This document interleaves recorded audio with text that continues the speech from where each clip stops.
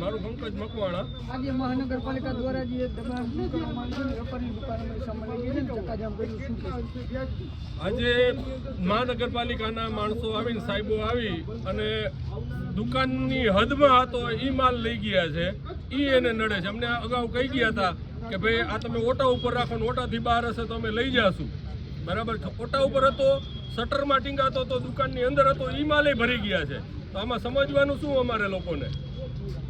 અમારે કરવાનું શું? એના રિક્ષાઓ નથી નડતી, લારીઓ નથી નડતી, એ બધા હપ્તા આપે છે તો અમે હપ્તા આપવા તૈયાર છીએ. દુકાનમાં રાખો તો દુકાનના હપ્તા આપવાના, અમારો દસ્તાવેજ છે દુકાનનો, તો પછી એમાં દુકાનમાંથી કેવી રીતે લઈ જાય છે એ લોકો? શું માંગ છે તમારી? અમારો માલ પરત આપે ને અમને હેરાન ન કરે ખોટી રીતે, અમારો એ માંગ છે. કયા વિસ્તારમાં હપ્તા લેવામાં આવે છે ને કેટલા હપ્તા અંદાજે લેવામાં આવે છે? નેहरू ગેટ ચોકમાં, જે ચોક આખો દબાયેલો છે, ત્યાં લારીઓ, ગલ્લાઓ, રિક્ષાઓ બધી ઊભી છે.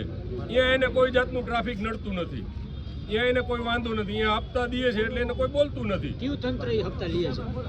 એ તંત્ર તો ભાઈ હવે અમને હપ્તા લે છે એટલી ખબર છે, પણ કોર્પોરેશન લેતું હોય કે પોલીસ અધિકારીઓ લેતા હોય અમને નથી ખબર. પણ હપ્તા દે છે એટલે એને ઊભા રહેવા દે છે, માલ રાખવા દે છે. બરાબર છે. અને અહીંયા અમે દુકાનના ઓટા ઉપર રાખ્યો છે તો અહીંયાથી ભરી જાય છે માલ. તો દુકાનના ઓટા ઉપર રાખવાના હપ્તા દેવાના હોય તો અમને મંજૂર છે, અમે દેશું હપ્તા. બરાબર છે. જે માગે એને દેશું હપ્તા, અમને હેરાન ન કરે.